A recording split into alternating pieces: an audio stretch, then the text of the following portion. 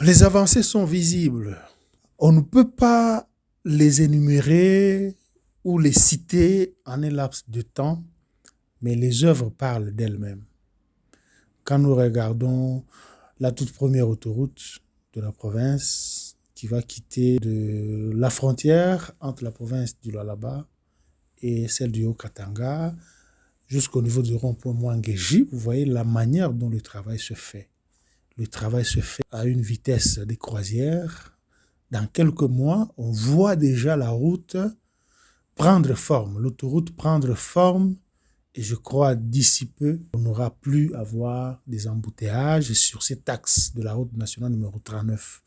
Les accidents qu'on déplore souvent, c'est presque chaque semaine que les bus des différentes agences de transport connaissent des accidents avec des pertes en vies humaines qu'on ne peut pas énumérer. C'est pourquoi, à l'aube de son accession à la tête de cette province comme gouverneur intérimaire, elle a commencé par attaquer. Elle a commencé par toucher les problèmes qui agacent le plus la population. On voit les quartiers périphériques, les quartiers de Kolwezi, quartier latin, différents sites qui pouvaient disparaître de la carte de la ville à cause des têtes d'érosion, de multiples têtes d'érosion. Aujourd'hui, nous voyons maintenant le quartier Joli Site avec toutes ces avenues, Ngungandu, avenue Kaboueloulou, on voit les avenues Poteau Blanc et toutes les avenues connexes du quartier latin sont réhabilitées et toutes les têtes d'érosion, même la population. Il y a des gens qui avaient construit en matériaux durables. Aujourd'hui, ils sont contents de voir que leur quartier est sauvé parce qu'il y a maintenant des routes. Tout est réhabilité. Toutes les avenues, toutes les maisons, toutes les têtes d'érosion sont contenues. Il y a de l'asphalte partout. Il y a des artères qui étaient impraticables, qui sont maintenant construites en terre battue avec l'éclairage public. Et ça montre que le Lualaba vit réellement une renaissance infrastructurelle qu'on n'avait jamais connue auparavant. En moins d'une année, les choses se modernisent. Le Lualaba, c'est presque un chantier à ciel ouvert. On a vu, par exemple, la nouvelle aérogare de Kolwezi, dont on nous a fait voir que c'est l'argent provenait de la province. L'argent, c'est de l'argent emprunté. C'était fait à crédit. Aujourd'hui, parce que la province ne pouvait plus, ne payait plus cette dette, les travaux s'étaient arrêtés. Masuka est arrivée, elle s'est décidée d'abord d'apurer la dette et après avoir apuré la dette, elle a commencé à financer et dans quelques mois, l'aérogare, ça sera l'une des plus belles aérogares de la République, peut-être la première. Aujourd'hui, le Lualaba ne sera plus considéré comme une province rurale. Ça serait considéré comme une province moderne, avec une aérogare, avec un aéroport moderne qui pourra recevoir, accueillir, de nuit comme de jour, des appareils de n'importe quelle dimension. Donc, ce sont des choses qui se sont déroulées en un laps de temps à une gestion orthodoxe d'une femme qui a la conscience, qui aime son pays, qui veut travailler dans la vision du chef de l'État, Félix Tshisekedi Tshilombo, la vision qui met la population au cœur de toute action gouvernementale. Et on peut commencer par l'hôtel du gouvernement provincial. L'hôtel du gouvernement provincial, quand la province est née. Parce que vous savez, le Lualaba est issu du découpage ou du démembrement de l'ancienne province du Katanga. C'était en 2015 que cette province est née. Masuka était commissaire spécial adjointe en charge de l'économie et finances. C'est elle qui s'occupait des finances. Et elle a continué à gérer les finances dans cette province. Elle n'avait pas accès à tous les comptes de la province.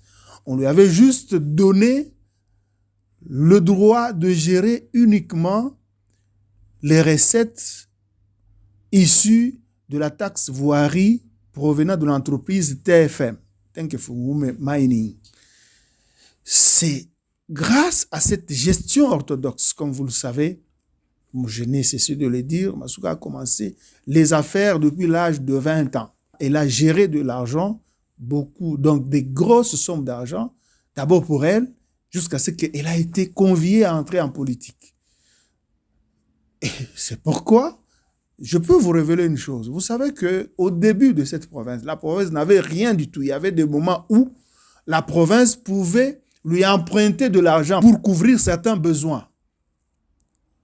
C'est pour dire qu'elle est entrée en politique, non pas pour s'enrichir, mais c'est pour servir ses compatriotes, ses contemporains. Elle était chargée de gérer la taxe de la voirie issue de TFM. C'est à partir de ça qu'elle a proposé l'idée de pouvoir construire un gouvernorat digne de la province du Lualaba. Et ce gouvernorat, tout le monde le voit. C'est d'ailleurs elle qui avait choisi et la place et même la maquette. L'argent qui a financé la construction du gouvernorat, du majestueux gouvernorat que tout le monde, que tout le pays admire, cet argent est venu de la gestion orthodoxe de Masuka Saini Fifi. Et aujourd'hui, c'est une fierté pour toute la province. Mais que dire de l'argent de la taxe voirie d'autres entreprises? Parce qu'on voit les laboratoires de l'ancien pouvoir brandir des trucs qui ne tiennent pas debout, pensant que les Lualabais sont naïfs, les Lualabais ont une mémoire courte. Tous les Lualabais, tous ceux qui vivent dans la province du Lualaba savent que la présence de Masuka dans cette province a apporté beaucoup de réalisations, même le nouveau bâtiment de l'Assemblée provinciale. C'est grâce à cette gestion de la taxe voirie issue de l'entreprise TFM. Masuka a travaillé, il a travaillé une bonne gestion de l'argent qui lui était de l'argent de l'État dont elle avait la responsabilité. Et aujourd'hui, on a ces ouvrages importants. C'est venu du génie créateur de Madame Masuka, qui occupe aujourd'hui les fonctions de gouverneur intérimaire. Ça fait presque une année maintenant. C'est quelqu'un qu'on doit appuyer. C'est quelqu'un qui travaille avec beaucoup de sincérité. Je donne raison au président de la République qui fait confiance, qui donne à la femme l'occasion de s'épanouir, l'occasion de donner le meilleur d'elle-même. Et voici le résultat. Parce que nous sommes au Lualaba. Ok. Et à tous ceux qui nous suivent, c'est quoi les messages du coordonnateur pendant cette période? Non, le message, c'est d'encourager les activités, les réalisations que nous observons, les réalisations de cette dame qui travaille avec beaucoup de conscience, qui est venue en politique pour servir, pour laisser les marques, pour laisser les empreintes qui vont honorer, même après plusieurs générations, la femme congolaise, la femme lualabaise. Et c'est ce que nous voyons, parce que la province du Lualaba, en moins d'une année, nous voyons beaucoup de réalisations. Nous voyons même la route nationale, par exemple, la route nationale numéro 39, Kolosi-Dilolo. Aujourd'hui, sur 244 kilomètres, 80 kilomètres sont déjà asphaltés par Crekset. Et grâce au suivi, grâce à l'amour du travail bien fait que fait montre le gouvernement provincial sous l'impulsion de Mme Masuka Saini, qui est déterminée à changer l'image de cette province dans la vision du chef de l'État, Félix Tshisekedi Tshilombo.